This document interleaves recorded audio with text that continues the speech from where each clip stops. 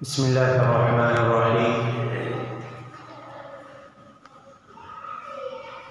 अल्हम्दुलिल्लाहि वहदहु वस्सलातु वस्सलामु अला मन ला नबिय्य बअदह व अला आलिहि व सहबिहि अल्लज़ीना अवफ़ौ अहदह अल्लज़ीना हुम मफ़ातिहुर रहमति व मसाबिहुल ग़ुरर। अम्मा बअद फ़अऊज़ु बिल्लाहि मिनश शैतानिर रजीम। बिस्मिल्लाहिर रहमानिर रहीम। या अय्युहल्लज़ीना आमनू इन्नमल ख़म्रु वल मैसिरु वल अंसाबु वल अज़लामु रिज्सुम मिन अमलिश शैतान फ़ज्तनिबूहु लअल्लकुम तुफ़्लिहून। वक़ाल नबी सल्लल्लाहु अलैहि वसल्लम मन क़ाल लिअख़ीहि तआला उक़ामिरुका फ़ल्यतसद्दक़ औ कमा क़ाल अलैहिस्सलातु वस्सलाम। सदक़ल्लाहु मौलाना अज़ीम व सदक़ रसूलुहुन नबियुल करीम व नहनु अला ज़ालिका लमिनश शाहिदीन वश्शाकिरीन वल्हम्दुलिल्लाहि रब्बिल आलमीन। अल्लाहुम्मा सल्लि अला सय्यिदिना मुहम्मद व अला आलि सय्यिदिना मुहम्मद व बारिक व सल्लिम। अल्लाहुम्मा सल्लि अला सय्यिदिना मुहम्मद व अला आलि सय्यिदिना मुहम्मद व बारिक व सल्लिम। अल्लाहुम्मा सल्लि अला सय्यिदिना मुहम्मद व अला आलि सय्यिदिना मुहम्मद व बारिक व सल्लिम। इलाही दे मुझे तर्ज़े तकल्लुम, मेरी आवाज़ को तू ज़िंदगी दे। मुझे अफ़कार सालिह कर अता, मेरी तहरीर को ताबिंदगी दे। लायक सब एहतराम बुज़ुर्गों, अज़ीज़ साथियों और दोस्तों, इस्लाम एक आफाकी मज़हब है और उसके जो अहकाम हैं और क़वानीन हैं वो भी आफाकी और दायमी हैं। इस्लाम हर मोड़ पर, हर लम्हे पर अपने मानने वालों की मुकम्मल रहनुमाई करता है। ज़िंदगी का कोई मरहला हो, ज़िंदगी का कोई भी मोड़ हो, खुशी का मौका हो, गम का मौका हो, शादी कैसे करनी है, अक़ीक़ा कैसे करना है, अज़ान कैसे देनी है, गोया कि ज़िंदगी का कोई भी मोड़ हो, कोई भी वक्त हो, इस्लाम अपने मानने वालों को मुकम्मल तौर पर रहनुमाई करता है। लेकिन बहुत से लोग ऐसे होते हैं जो इस्लाम की तालीमात से वाक़िफ़ नहीं होते हैं, जो इस्लाम के अहकाम से लाबलद होते हैं, लाइल्म होते हैं, तो फिर वो ऐसे काम कर जाते हैं जो उनको नहीं करने चाहिए थे, जिनको करने से मना किया गया था, जिनको करने से रोका गया था। उन्हीं चीज़ों में से एक बुराई या एक खराबी जुआ है, सट्टाबाजी। ये वो बुराई है जिसको इस्लाम ने बड़ी सख्ती के साथ मना फरमाया है और इसको इंसान के लिए तबाही और बर्बादी का सबब बताया है। चुनांचे उलमाए कराम फरमाते हैं कि क़ीमार जो अरबी ज़बान का लफ्ज़ है, इसका दूसरा लफ्ज़ अरबी ज़बान में मैसिर का आता है, उर्दू ज़बान में इसी को जुआ कहते हैं। इसकी हकीकत क्या है? इसकी हकीकत ये है कि ऐसा मामला करना जिससे दूसरे का माल बिला मुआवजा या तो हमारे पास आ जाए या हमारा माल दूसरे के पास चला जाए। जुए में ही होता है एक का माल दूसरे के पास चला जाता है या दूसरे का माल इसके पास आ जाता है। मिसाल के तौर पर आपने किसी गेम के ऊपर, किसी खेल के ऊपर आपने शर्त लगाई कि अगर तुम जीत गए तो मैं तुमको 1000 रुपये दूंगा, और अगर मैं जीत गया तो तुम मुझे 1000 रुपये देना। तो ये जो शर्त लगाना है और ये जो शक्ल इख्तियार करना है कि एक का माल दूसरे के पास बगैर किसी मुआवजे के चला जाता है, एक का माल दूसरे के पास बगैर किसी बदले के चला जाता है, इसको अरबी ज़बान में क़िमार कहा जाता है, मैसिर कहा जाता है, और हमारी ज़बान में जुआ और सट्टा कहा जाता है। अल्लाह तबारक व तआला कुरान करीम में इरशाद फरमाते हैं और साफ तौर पर इससे मना फरमाते हैं। चुनांचे ज़माने जाहिलियत में, जबकि इस्लाम दुनिया में नहीं आया था, इस्लाम का ज़ुहूर नहीं हुआ था, उस ज़माने में जबकि हर तरह की बुराई आम थी, हर तरह की बदकारी और गुनाह के काम उसको खुल्लम खुल्ला किया जाता था, और कोई रोक टोक न थी, कोई रोकने वाला न था, कोई समझाने वाला न था, कोई बताने वाला न था। उन बीमारियों में शराब और जुआ, ये दो बीमारियां बहुत ही ज़्यादा आम थी। जब इस्लाम आया तो इब्तिदाए इस्लाम में बाज़ मुसलमान भी इस बुराई में पड़े रहे, क्योंकि ज़माने जाहिलियत में वो काम करते आए थे। इसलिए इस्लाम लाने के बाद भी एकदम से एक बार भी वो बीमारी या वो आदत छोड़ना मुश्किल था। इसलिए इब्तिदाए इस्लाम में भी बाज़ मुसलमान इस बुराई में पड़े रहे, लेकिन बाज़ ऐसे अल्लाह के बंदे भी थे, ऐसी पाकीज़ा हस्तियाँ भी थी, जिन्होंने हमेशा पूरी ज़िंदगी में न तो शराब को हाथ लगाया था, न ही जुए के करीब गए थे। उन्हीं हस्तियों में से हज़रत उमर फारूक रज़ी अल्लाह तआला अन्हु थे, हज़रत मुआज़ बिन जबल रज़ी अल्लाह तआला अन्हु थे। तो ये हज़रात और अंसार की एक जमात जनाब रसूलुल्लाह सल्लल्लाहु अलैहि वसल्लम की खिदमत में जाते हैं और जा कर के रसूलुल्लाह सल्लल्लाहु अलैहि वसल्लम से अर्ज़ करते हैं, अल्लाह के रसूल, हम देखते हैं कि बाज़ मुसलमान शराब में पड़े हुए हैं, शराब पीते हैं, जुआ खेलते हैं, इसकी वजह से माल भी बर्बाद होता है, सेहत भी बर्बाद होती है, इंसान की अक़ल भी ख़राब हो जाती है, औसान भी ख़राब हो जाते हैं। ऐसी चीज़ के बारे में आपका क्या हुक्म है, आप क्या फ़ैसला फरमाते हैं? चुनांचे अल्लाह तबारक व तआला ने कुरान करीम की आयत नाज़िल फरमाई, यस्अलूनका अनिल खम्रि वल मैसिर, कि ये लोग आपसे शराब और जुए के बारे में आके मालूमात हासिल करते हैं। कुल फीहिमा इस्मुन कबीर, आप इनसे कह दीजिए कि इसमें बहुत बड़ा गुनाह है, इसमें बहुत बड़ा गुनाह है, व मनाफ़िउ लिन्नास, और थोड़ा सा नफ़ा भी है ना।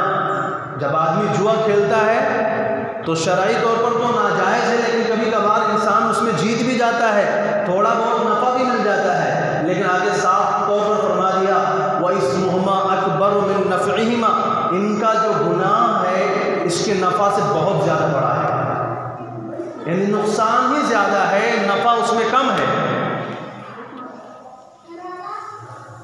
अब ये आयत नाज़िल हुई, इसमें सरीह तौर पर न तो शराब को हराम किया गया, न जुए को हराम किया गया, बल्कि एक तरह से मशवरा दे दिया गया, एक तरह से राय दे दी गई कि ये चीज़ अच्छी नहीं है, इसमें नुकसान ज़्यादा है, गुनाह ज़्यादा है, फ़ायदा बहुत थोड़ा है, फ़ायदा बहुत कम है।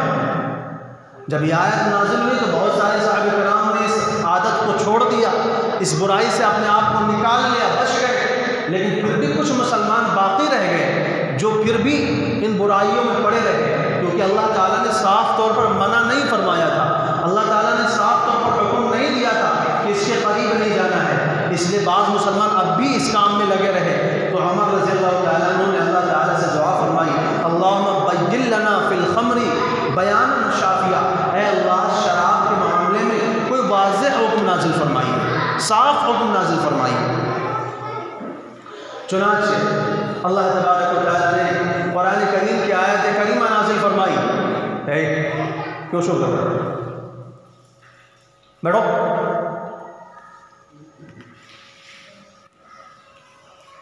कुरान करीम की आयत करीमा नाज़िल फरमाई, या अय्युहल्लज़ीना आमनू इन्नमल खम्रु वल मैसिरु वल अंसाबु रिज्सुम मिन अमलि शैतान। इस आयत के अंदर अल्लाह तबारक व तआला ने साफ तौर पर मुसलमानों को मना फरमाया, रोका, पाबंदी लगाई कि अब तुमको इसके करीब नहीं जाना है।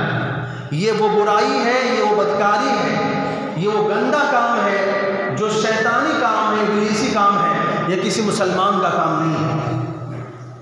इस आयत की तफसीर में फ़क़ीहुल असर हज़रत मौलाना खालिद सैफुल्लाह रहमानी साहब फरमाते हैं कि जब ये आयत करीमा नाजिल हुई तो इस आयत करीमा के अंदर अल्लाह तबारक व तआला ने बड़ी सख्ती के साथ मुसलमानों को हुक्म दिया है कि अपने आप को इस बीमारी से, इस बुराई से बचाएं और इस बुराई से निकालें।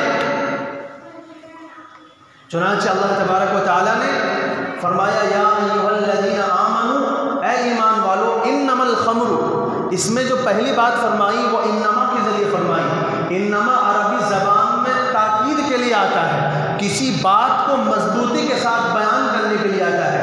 तो गोया कि अल्लाह ताला पहले ही इस बात को हमें इस बात की तरफ मुतवज्जे कर रहे हैं कि आगे जो बात बोली जा रही है, आगे जो बात बयान की जा रही है, वो बड़ी अहम बात है, मजबूत बात है, बड़ी ज़रूरी बात है। और वो बात क्या है? अल खम्रु वल मैसिरु वल अंसाबु रिज्सुन। फरमाया शराब, जुआ, बुत परस्ती और तीरों के ज़रिए किस्मत मालूम करना, फाल निकालना, फरमाया ये रिज्स है, गंदगी है। तो इसमें दूसरी बात क्या फरमाई कि शराब को, जुए को, सट्टे को और बुत परस्ती को एक मैदान में अल्लाह ने रखा है। जिस तरह बुत परस्ती हराम है, जिस तरह बुत परस्ती करना गुनाह है, ऐसी शराब पीना भी गुनाह है, ऐसे जुआ खेलना भी गुनाह है। और तीसरी बात क्या फरमाई? रिज्सुन, रिज्स है। रिज्स कहते हैं नापाकी को, गंदगी को, पाखाने को। गोया कि जो बंदा ये काम कर रहा है वो पाखाने के अंदर अपना हाथ डाल रहा है, वो गंदगी के अंदर जाकर के घुस रहा है। अल्लाह ताला ने ये नहीं कहा कि शराब हराम है, अल्लाह ने ये नहीं कहा कि जुआ हराम है, बल्कि कहा ये गंदगी है, ये नापाकी है, ये गलाजत है। और इसको करने वाला ये ऐसे ही है जैसे कि गलाजत के अंदर रहने वाला है। और आप देखिए उसका अंजाम भी ऐसा होता है। ये काम जो करते हैं वो आमतौर पर गलाजतों ही में पड़े होते हैं, कहीं नदी नाले में, कहीं गंदगी में पड़े होते हैं, इधर उधर लौट रहे होते हैं और अपने आप को दुनिया का बादशाह समझ रहे होते हैं। तो तीसरी बात क्या फरमाई? रिज्स, ये गंदगी है। और चौथी बात फरमाई मिन अमलि शैतान, ये शैतानी काम है, ये मुसलमानों का काम नहीं है, ये इब्लीसी काम है। इब्लीस ने तुमको इस काम पर लगाया है, अल्लाह ताला ने तुम्हें इस काम का हुक्म नहीं दिया है। अल्लाह ने हमें साफ तौर पर कुरान में फरमाया, वमा आताकुमुर रसूल फखुदूहु वमा नहाकुम अन्हु फंतहू। अल्लाह के रसूल जिस बात के करने का हुक्म दे उसको करो, और जिस बात के करने से मना कर दे उससे बाज आ जाओ। इसी में हमारी कामयाबी है, इसी में हमारी कामरानी है। दुनिया और आखिरत की तमाम कामयाबियाँ हमारी जो है वो इताअत रसूल में पोशीदा है, वो अल्लाह के रसूल की इताअत के अंदर है। अगर हम रसूलुल्लाह के हुक्मों की पाबंदी करेंगे, पैरवी करेंगे, दुनिया में भी कामयाब होंगे, और मरने के बाद जब कल को हम कब्र में पहुँचेंगे, हमारी कब्र भी रोशन होगी, हमारी कब्र भी वसीअ होगी। और अगर हमने ज़िंदगी को एक जुए के मानिंद बनाए रखा, एक खेल समझ करके रखा, एक तमाशा बना करके रखा और अपनी मनमाने की ज़िंदगी गुजारते रहे, अल्लाह उसके रसूल की परवाह ना की, तो याद रखो कल को हर एक को कब्र में जाना है। आज अगर तुम्हें ये बातें समझ में नहीं आएंगी तो कल ज़रूर आ जाएंगी, लेकिन उस वक्त तुम याद भी करोगे, उस वक्त तुम नसीहत भी हासिल करना चाहोगे। लेकिन अल्लाह ताला कहते हैं यौम वअन्ना लहु ज़िक्रा वजीअ यौमइज़िन बिजहन्नम यौमइज़िन यतज़क्करुल इंसानु वअन्ना लहु ज़िक्रा। उस दिन इंसान सोचेगा कि काश कि हम बात मान जाते, दुनिया में अगर हम सुधर जाते, अब हमें मौका मिल जाता है तो हम मान जाएंगे। लेकिन अल्लाह ताला कहते हैं अब अन्ना लहु ज़िक्रा, अब कहाँ मौका है? मौका तो तुमने गवा दिया, जो चांस मिला तो तुमने ज़ाय कर दिया, बर्बाद कर दिया, उसको तुमने अपने मनमानी में लगा दिया। और अब चाह रहे हो, अब तुम्हारी ये ख्वाहिश हो रही है, अब तुम्हारे दिल में ये जज्बा पैदा हो रहा है कि एक चांस और मिल जाए, एक मौका और मिल जाए, दुनिया दुनिया में जाने का, तो अल्लाह ताला कहते हैं इन्नहा कलिमतुन हुवा क़ाइलुहा, ये सिर्फ बेकार की बातें हैं, ये बकवास कर रहे हो, इस बात की कोई हकीकत नहीं है।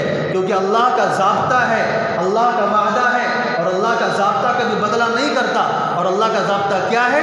वहरामुन अला क़रयतिन अहलकनाहा अन्नहुम ला यरजिऊन, एक मर्तबा जिसको हमने मौत दे दी, ता क़यामत अब वो दोबारा इस दुनिया में नहीं आ सकता, ता क़यामत अब उसको ज़िंदगी नहीं मिल सकती। अब उसको सिर्फ हिसाब देना है, अपने अमल का बदला हासिल करना है। अगर अच्छे अमल हैं तो फिर कामयाबी है, अल्लाह की रज़ा है, अल्लाह की खुशनुदी है, जन्नत की नेमतें हैं, जन्नत की आशाइशें हैं, वहाँ की राहतें हैं, वहाँ के खाना पीना, वहाँ की बीवियाँ, वहाँ की हूर व मलक, वहाँ के ग़ुलाम, वो बांदियाँ, वो इंसान की खिदमत में खड़े होंगे। और अगर आमाल बर्बाद हैं, अगर आमाल अच्छे नहीं हैं, तो फिर जहन्नम के आज़ाब हैं, कब्र की सख्तियाँ हैं, कब्र के हवलनाकियाँ हैं, वो कब्र के सांप और बिच्छू जो खच्चरों के बराबर हैं, जो ऊँटों के बराबर हैं, वो तुम्हारे ऊपर मुसल्लत कर दिए जाएंगे। जिस माल की लालच में आकर के तुमको हराम और हलाल की परवाह नहीं है, जिस माल की लालच में आकर के तुम नाजायज़ और जायज़ हर तरह का माल अपने जेब में जमा करने की कोशिश कर रहे हो, कल यही माल तुम्हारे लिए वबाल जान बन जाएगा। कल यही माल तुम्हारे लिए एक बड़े अजदहे की शक्ल में तुम्हारे गले के तौक में डाल दिया जाएगा, और तुम्हें चीरेगा, तुम्हें चबाएगा, तुम्हें डसेगा, नोचेगा, खाएगा, और तुम तड़प रहे होगे, चिल्ला रहे होगे, चीख रहे होगे, लेकिन वहाँ पर कोई बचाने वाला नहीं आएगा, वहाँ पर कोई निजात दिलाने वाला नहीं आएगा। ये दुनिया है, इस दुनिया ही में रह करके हमें अपने आखिरत को संवार लेना है, इसी दुनिया में रह करके हमें अपने आखिरत को बना लेना है, अपनी कब्र को अच्छा कर लेना है। क्योंकि कब्र आखिरत की मंजिलों में से सबसे पहली मंजिल है। अगर कब्र की मंजिल अच्छी हो गई तो सारी मनाजिल अच्छी हो जाएंगी, और अगर कब्र की मंजिल दुश्वार हो गई तो सारी मंजिलें बड़ी मुश्किल और दुश्वार गुजार हो जाएंगी। अगर आपका ईमान नहीं है, अगर मरने के बाद की ज़िंदगी पर आपका यकीन नहीं है, तो जो जी चाहे करते रहिए, कोई मसला नहीं है, कोई आपको रोकने टोकने वाला नहीं है। कल को कब्र में जाएंगे, खुद ही सारी चीज़ें सामने आ जाएंगी, सारा लिखा चट्ठा सब सामने आ जाएगा, सारी चीज़ें अपनी आंखों से देख लोगे। लेकिन अगर इस बात का तुम्हें यकीन है, इस बात पर तुम्हें ईमान है कि हमें कल को कब्र में हिसाब भी देना है, मरने के बाद दोबारा जिंदा भी होना है, अल्लाह के सामने खड़ा भी होना है, रसूलुल्लाह सल्लल्लाहु अलैहि वसल्लम का सामना भी करना है, हौज़े कौसर की भी जाना है, जहन्नम को भी मानते हो, जन्नत को भी मानते हो, तो फिर कौन सी चीज़ है तुम्हें जो अपनी मनमानी के ऊपर लगा करके रखती है? क्या चीज़ है तुम्हें जो अल्लाह के और उसके रसूल के हुक्मों से बेखबर कर रही है? जब तुम्हें मौत पर भी यकीन है, कब्र पर भी ईमान है, हश्र पर भी ईमान है, जन्नत पर भी ईमान है, जहन्नम पर भी ईमान है, फिर क्यों अल्लाह की नाफरमानी करते हो? फिर क्यों हलाल और हराम की तमीज़ नहीं करते हो?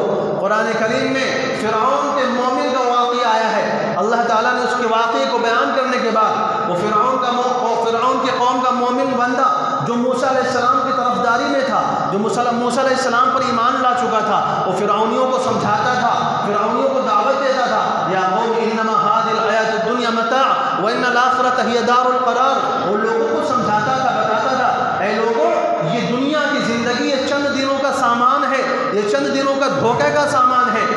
हकीकी ज़िंदगी और हकीकी हमारा ठिकाना जो है वो आखिरत है।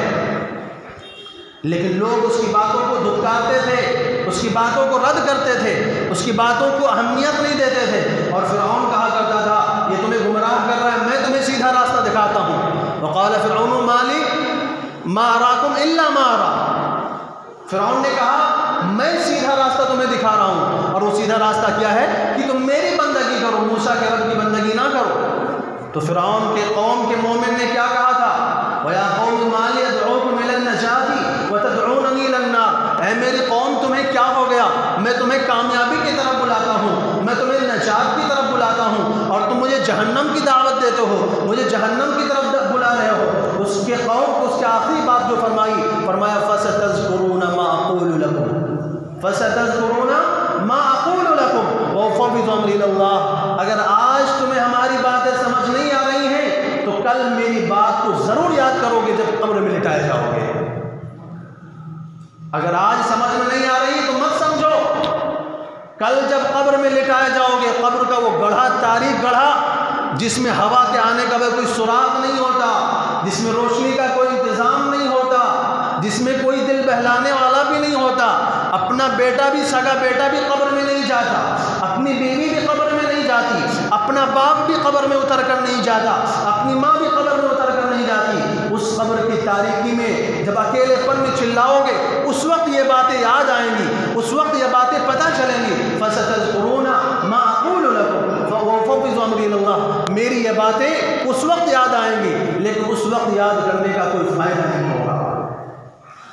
तो अर्ज़ ये कर रहा था, अल्लाह ताला ने सख्ती के साथ मना फरमाया है, अल्लाह ताला ने सख्ती के साथ हुक्म फरमाया है कि इन चीज़ों से अपने आप को बचाओ।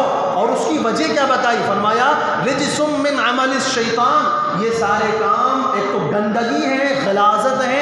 यही वजह है कि उलमा फरमाते हैं कि अगर शराब का कोई भी कतरा अगर कपड़े पे लग जाए, वो हिस्सा नापाक हो जाता है, उसको धोना ज़रूरी है। जिस तरह पेशाब नापाक है, जिस तरह पाखाना नापाक है, ऐसी शराब भी नापाक है। अगर उसका कोई कतरा इंसान के बदन पे लग जाए, उसका धोना ज़रूरी हो जाता है। कपड़े पे लग जाए, उसका धोना ज़रूरी हो जाता है। क्यों?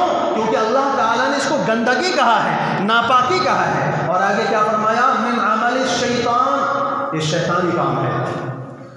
फज्तनिबूहु लअल्लकुम तुफ्लिहून। और आगे फरमाया इन्नमा युरीदु शैतानु अन युक़िअ बैनकुमुल अदावत वल बग़्ज़ा, शैतान की ख्वाहिश है, शैतान ये चाहता है कि तुम्हारे दरमियान दुश्मनी डलवा दे, आपस में एक दूसरे को लड़ा दे, तुम्हें एक दूसरे से टक्कर में ला दे।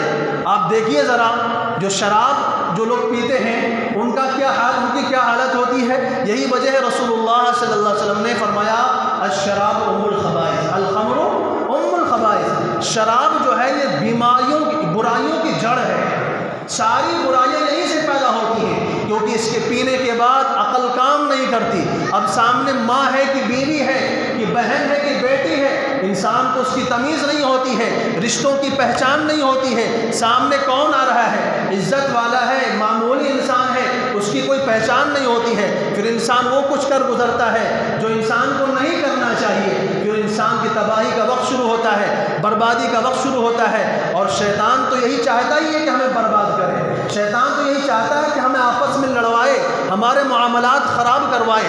मुसलमान जो एक भाई भाई की तरह है, मुसलमान जो एक कौम की तरह है। रसूलुल्लाह सल्लल्लाहु अलैहि वसल्लम ने फरमाया अल मुस्लिमु अखुल मुस्लिम, और फरमाया अल मुस्लिमु लिल मुस्लिम कल बुनियान, एक मुसलमान दूसरे मुसलमान के लिए दीवार की तरह होता है। जैसे दीवार की ईंटें एक दूसरे से जब मिलती हैं तब दीवार खड़ी होती है, तब उसके अंदर मजबूती आती है। अगर एक ईंट इधर लगी हो, दूसरी ईंट कहीं और हो, तो फिर उस दीवार में मजबूती नहीं आ सकती, उसके अंदर ताकत नहीं आ सकती। तो मुसलमानों की जो ताकत है वो आपसी इत्तेहाद में है, आपसी ताल्लुकात में है। और शैतान को ये बात पसंद नहीं है कि तुम आपस में मिलजुल करके रहो, प्यार और मोहब्बत से रहो, इत्तेहाद और इत्तेफाक से रहो। इसलिए वो शराब के ज़रिए, जुए के ज़रिए तुम्हारे दरमियान दुश्मनी डालना चाहता है, बुग़्ज़ डालना चाहता है, तुम्हें एक दूसरे से लड़ाना चाहता है। फरमाया वयसुद्दकुम अन ज़िक्रिल्लाह व अनिस सलाह। और इसके अंदर एक बुराई ये है कि इसकी वजह से इंसान अल्लाह की याद से महरूम हो जाता है, नमाज से महरूम हो जाता है, नमाजें छूट जाती हैं, ज़िक्र और अज़कार छूट जाते हैं। चुनांचे मरहलेवार अल्लाह तबारक व तआला ने इन चीज़ों को हराम किया, इन चीज़ों को करने से मना फरमाया और साफ तौर पर फरमाया इनके करीब न जाना। फरमाया फ़हल अंतुम मुंतहून, क्या तुम लोग बाज आओगे? साहबे कराम फरमाते हैं जब हम इस आयत को पढ़ा करते थे तो हम अल्लाह ताला से इक़रार करते थे, अल्लाह ताला से दुआ, अल्लाह ताला के सामने वादा करते थे बला क़द इंतहैना या अल्लाह हम बेशक हम बाज आ गए, अल्लाह बेशक हम बाज आ गए। अल्लाह ताला सख्ती के साथ धमकी देकर के पूछ रहे हैं। और आगे साफ तौर पर फरमाते हैं वअतिउल्लाह वअतिउर रसूल वहज़रू, तुम अल्लाह की और उसके रसूल की इताअत करो और इस बात से डरते रहो कि तुम अगर अपनी मनमानी करते रहे तो बच जाओगे, बचने का कोई रास्ता नहीं है। और मेरे रसूल का काम सिर्फ बता देना है, अगर नहीं मानोगे, अगर मान गए तो अपना फ़ायदा है, नहीं मानोगे तो फिर तुम जाओगे कहाँ? बकरे की माँ कब तक खैर मनाएगी? कितने दिनों तक ऐश कर लोगे? ये ज़िंदगी की मोहलत कितने दिनों तक है? वअमली लहुम इन्न कैदी मतीन। अल्लाह ताला कहते हैं तुम इन बदकारों को देख करके धोखे में मत पड़ जाना।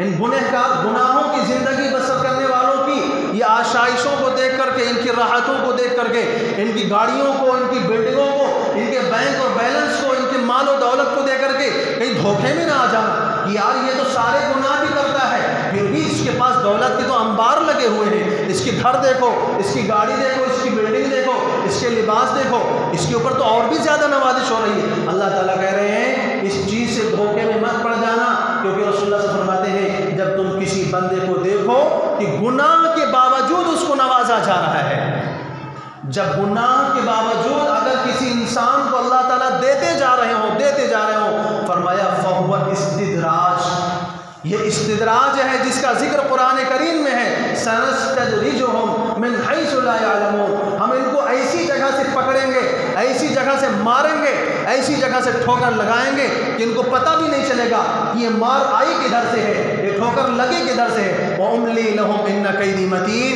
मैं इनको ढील दे रहा हूँ, मोहलत दे रहा हूँ, तुम इनकी हालत को, ज़ाहिरी हालत को देख करके धोखे में मत पड़ जाओ।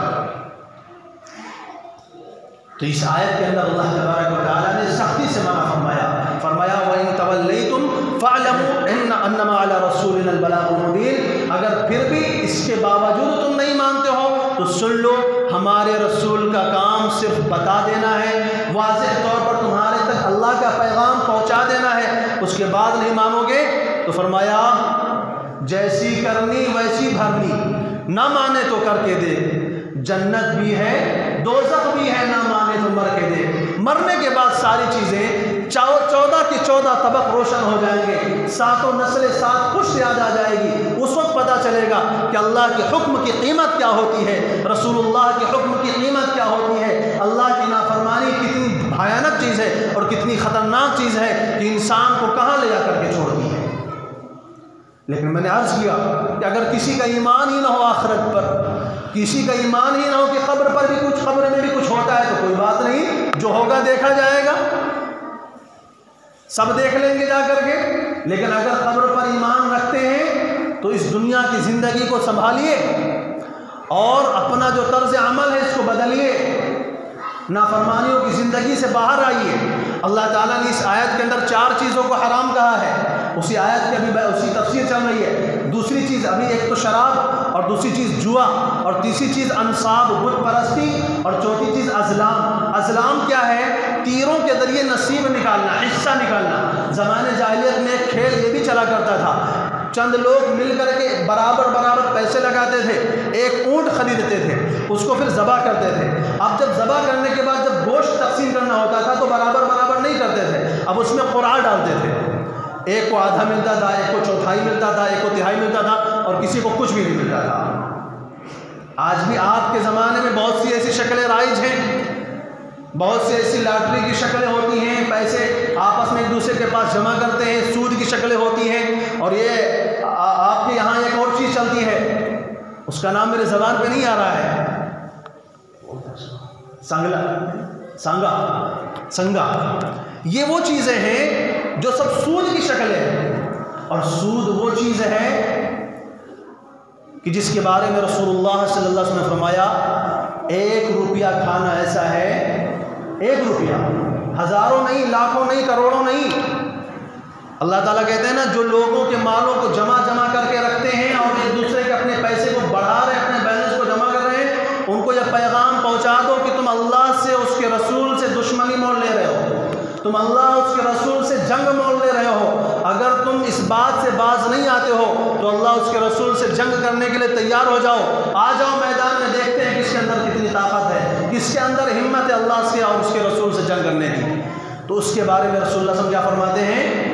सूद का 1 रुपया खाना ऐसा है जैसे कि अपनी माँ से जिना करना, अपनी सगी माँ से, अपनी हकीकी माँ से मुँह काला करना। कौन सा मुसलमान इस बात को गवारा करता है? क्या रसूलुल्लाह की बात झूठी है, या कोई मुसलमान इतना बेशर्म हो गया है कि इस बात को गवारा करता है कि वो अपनी सगी माँ से जाकर के जिना करे?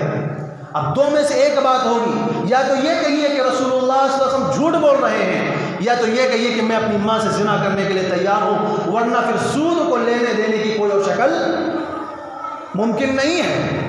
या तो आप ये कह दें कि अल्लाह के रसूल ही झूठे हैं, अल्लाह झूठे हैं, उसके रसूल झूठे हैं, हम नहीं मानते इन लोगों को।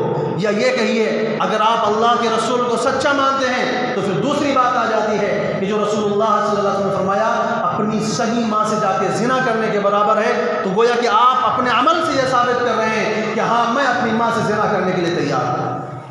नऊज़ु बिल्लाहि मिन ज़ालिक। कौन सा मुसलमान इस बात को गवारा करता है? फिर हम किन बुराइयों में जा कर के पड़ गए, किन बेहयाओं, किन गलाजतों में और किन गंदगियों में जा कर के पड़ गए। शैतान ने हमें किस रास्ते पर लगा दिया, शैतान ने हमें कहाँ भटका दिया।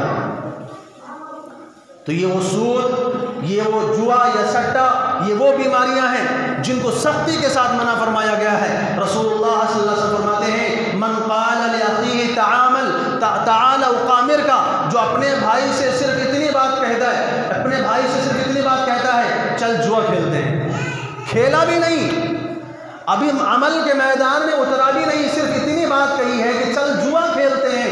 फरमाया फल्यतसद्दक़, उसके ज़िम्मे वाजिब है कि वो सदका करे कि उसने बहुत बड़े गुनाह की बात की है, अभी गुनाह किया नहीं है, सिर्फ करने की बात करने पर रसूलुल्लाह सल्लल्लाहु अलैहि वसल्लम सदक़े का हुक्म देते हैं। नहा रसूलुल्लाह सल्लल्लाहु अलैहि वसल्लम अनिल खम्रि वल मैसिरी, रसूलुल्लाह सल्लल्लाहु अलैहि वसल्लम ने जुए और शराब से मना फरमाया है। और एक और रिवायत में फरमाया मन लइबा बिन्नर्द शेर, जो शख्स चौसड़ खेलता है, चौसड़ भी जुए की एक शक्ल होती है, एक गेम होता है, जुए के बहुत सारे गेम होते हैं, वो वीडियो गेम की शक्ल में हो या और किसी गेम की शक्ल में हो, वो चाहे कैरम बोर्ड की शक्ल में हो, जहाँ पर भी दोनों तरफ से पैसे लगाए जा रहे हों। जुए के मुनाकिद होने के लिए एक बात ज़हन में रखनी है कि जुए के अंदर 4 चीज़ें पाई जाती हैं। नंबर 1, दोनों तरफ से पैसे लगे हों, पैसे दोनों तरफ से लगे हों। अगर मैं जीता तो पैसे मेरे, तू जीता तो पैसे तेरे, ये जुआ है। लेकिन अगर पैसा एक तरफ से लगा हो, दूसरी तरफ से लगा हो, तो जुआ नहीं है। मिसाल के तौर पर 2 बंदे मिलकर के आपस में कोई खेल खेलते हैं और एक बंदा क्या कहता है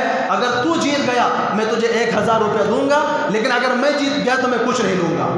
अब इसमें पैसा सिर्फ एक तरफ से लग रहा है, दूसरी तरफ से नहीं लग रहा है, ये जुआ नहीं है। जुआ तभी होगा जब पैसा दोनों की तरफ से हो, और इसी तरह जब पैसा किसी तीसरे बंदे की तरफ से हो। 2 बंदों को बंदा क्या कहता है तुम चलो गेम खेलो, तुम में से जो जीता उसको मैं इनाम दूंगा, तो अब जब पैसा तीसरा बंदा दे रहा, ये भी जुआ नहीं है। और इसकी एक शक्ल ये भी है कि उसके बदले में मुआवजा ना मिला हो। आमतौर पर आप जाते हैं दुकानों पे कोई सामान खरीदते हैं, सामान की कीमत भी दे देते हैं, उसके बाद आपको कुछ इनाम की चीज़ मिल जाती है, ये जुआ नहीं है। जुआ तब है कि जब आप उस जुए के ऊपर पैसा लगाएं, जैसे खेलों में पैसा लगाया जाता है, क्रिकेट में पैसा लगाया जाता है, अभी जो ये लानत चल रही है उसके अंदर पैसा लगाया जाता है, बाकायदा टीमें बनाई जाती हैं और बाकायदा लोगों को जमा करके इसके ऊपर जो है एक दूसरे से मामलात तय किए जाते हैं। तो जहाँ पर जानिबैन से मामलात तय किए जा रहे हों उस वक्त जुआ होगा। अगर एक जानिब से मामला हो या किसी तीसरे बंदे की तरफ से बात आए तो फिर वो जुआ नहीं होता है। बहरहाल इसके बारे में रसूलुल्लाह सल्लल्लाहु अलैहि वसल्लम क्या फरमाते हैं मन लइबा बिन्नर्द शेर, जो शख्स चौसड़ खेलता है फ़क़द सबग़ यदहु फ़ी लहमिल खिंज़ीर व दमिही, गोया कि उसने अपना हाथ खिंजीर के खून में और उसके गोश्त में अपने हाथ को रंध लिया। खिंजीर के खून में और उसके गोश्त में अपने हाथों को जाकर के डाल दिया हो, गंदगी में उतर गया हो। अब कौन इंसान है जो खिंजीर के गोश्त से अपने हाथों को जो है मुतबर्रक करना चाहता है, अपने हाथों को रंगना चाहता है खिंजीर के खून में और खिंजीर के गोश्त में? अगर नहीं गवारा है तो ये चीज़ें छोड़ दीजिए, हलाल माल पर आ जाइए, पाकीज़ा कमाई पर आ जाइए। अल्लाह ताला ने अगर हराम की शक्लें हैं तो अल्लाह ताला ने हलाल की हज़ारों शक्लें बनाई हैं। हलाल आमदनी कमाइए, हलाल आमदनी जब पेड़ में जाती है अच्छे अमाल निकलते हैं, नमाज़ों की तौफीक मिलती है, अल्लाह ताला अपने ज़िक्र की तौफीक देते हैं, अच्छे अच्छे काम की तौफीक देते हैं। और जब पेट के अंदर गंदा माल जाता है, हराम माल जाता है, तो फिर ना तो दुआ कबूल होती है, ना नमाज कबूल होती है, ना रोज़ा कबूल होता है, ना सदका और खैरात कबूल होता है। और एक बात और समझने की है, ये चीज़ें जिनके बारे में कहा गया कि ये चीज़ें हराम हैं, उलमा फरमाते हैं अगर कोई बंदा ये कहता है मैं इनको हलाल समझता हूँ, वो इस्लाम से भी खारिज हो जाता है, उसका ईमान भी निकल जाता है। जैसा कि खुद रसूलुल्लाह सल्लल्लाहु अलैहि वसल्लम एक रिवायत में फरमाते हैं ला यशरबुल खमरा हीना यशरबु वहुव मोमिनुन, जिस वक्त शराबी शराब पी रहा होता है उस वक्त वो मोमिन नहीं रहता है, उसका ईमान निकल जाता है। हवाओं में जाकर के मुअल्लक़ हो जाता है। जब उस गंदगी से, इस बुराई से हट जाता है, इस बुराई से बाज आ जाता है, तो ईमान वापस बदन में दाखिल हो जाता है। और अगर खुदा न खास्ता उसी नशे के हालत में इंतकाल हो गया तो बेईमानी की मौत मरेगा, कुफ्र की मौत मरेगा। एक और रिवायत में रसूलुल्लाह सल्लल्लाहु अलैहि वसल्लम फरमाते हैं, जिस बंदे की आदत हो, इन्ना लिल्लाहि अहदन मन शरिबल खमरा, अल्लाह ने ये वादा किया है, अल्लाह ने ये अहद किया है कि जो बंदा शराब पिएगा अल्लाह ताला उसको तीनतुल खबाल में से पिलाएंगे। सहाबा किराम ने पूछा, अल्लाह के रसूल ये तीनतुल खबाल क्या बला है, ये क्या चीज़ है तीनतुल खबाल? फरमाया उसारतु अहलिन नार, जब जहन्नमियों को जहन्नम में जलाया जा रहा होगा, जहन्नमियों की जब खालें पक रही होंगी, जलने की वजह से बदन के अंदर से पीप जारी होगा, गंदगी बह रही होगी, उसी गंदगी को तीनतुल खबाल कहा जाता है। फरमाया जो दुनिया में रह करके गंदगी पीने का आदी था, अल्लाह ताला उसको जहन्नमियों की गंदगी पिलाएंगे, जहन्नमियों का धुआं पिलाएंगे।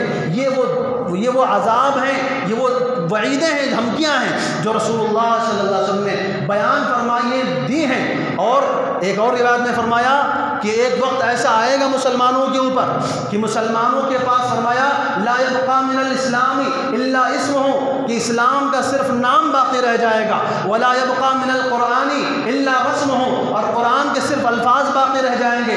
मसाजिद मुआमिरतन, मस्जिदें पूरी की पूरी भरी होंगी लेकिन खराब मिनल हुदा, हिदायत से खाली होंगी।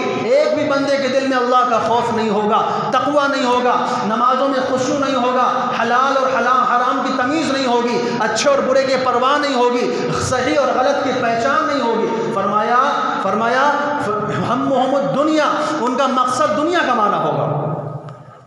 दुनिया कहाँ से आए, कैसे आए, जिधर से भी आए जमा कर लो, माल जमा कर लो, जैसे कि कब्र में उठा करके साथ लेकर के जाना है, पूरा माल सर पर के जनाजे पर रख दिया जाएगा और सब उठा करके अपने साथ में लेकर चले जाएंगे। ये दुनिया मकसद हो गया। रसूलुल्लाह ने इस बात की पनाह मांगी है, अल्लाहुम्मा ला तजअल दुनिया अकबर हम्मिना, अल्लाह दुनिया को हमारा सबसे बड़ा मकसद ना बनाना। इस्लाम ने मुसलमान का जो सबसे बड़ा मकसद बनाया है वह आखिरत को बनाया है। इसलिए रसूलुल्लाह सल्लल्लाहु अलैहि वसल्लम ने हमें दुआ सिखाई है, अल्लाहुम्मा ला तजअल दुनिया अकबर हम्मिना, अल्लाह दुनिया को हमारा सबसे बड़ा मकसद ना बनाइएगा। लेकिन फरमाया कुछ लोग आएंगे जिनका मकसद दुनिया होगा, व दीनुहुम दराहिमुहुम व दनानीरुहुम, और उनका दीन रुपया पैसा होगा, रुपया पैसा ही दीनदारी है। और फरमाया वक़िबलतुहुम अलमरा, और उनका क़िबला औरत होगा। हम क़िबले की तरफ मुँह करके नमाज़ पढ़ते हैं, वो औरत की तरफ मुँह करके नमाज़ पढ़ रहे हैं। यानी उसको इस बात की परवाह नहीं होगी कि अल्लाह उसके रसूल का हुक्म क्या है, बस क़िबला किसी और चीज़ को बना रखा है। फरमाया उलाइका शर्रुल खल्क़, ये लोग मखलूक में सबसे बुरे लोग होंगे, और क़यामत में अल्लाह तबारक व तआला के पास ऐसे लोगों के वास्ते एक भी अजर व सवाब नहीं होगा।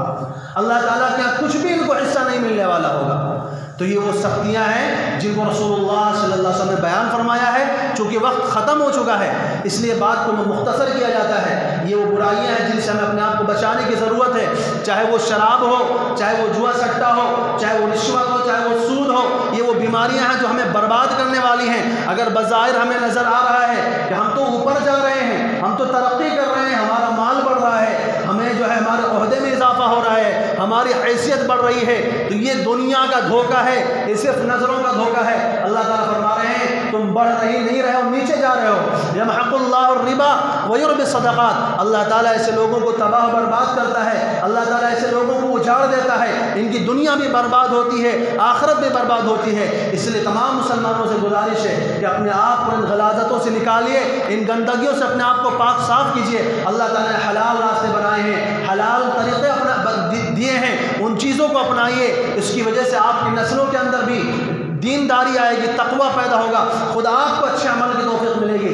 लेकिन याद रखो, जब तक हराम माल हमारे पेट में जाता रहा हमें अच्छे अमाल की तौफीक नहीं हो सकती। चाहे पूरा का पूरा कुरान सुना दिया जाए, चाहे पूरा का पूरा हदीसों के ज़ख़ीरे आपके सामने ला कर रख दिए जाए, आपके दिल के ऊपर ज़र्रे बराबर फ़र्क नहीं आने वाला। ये कब तक?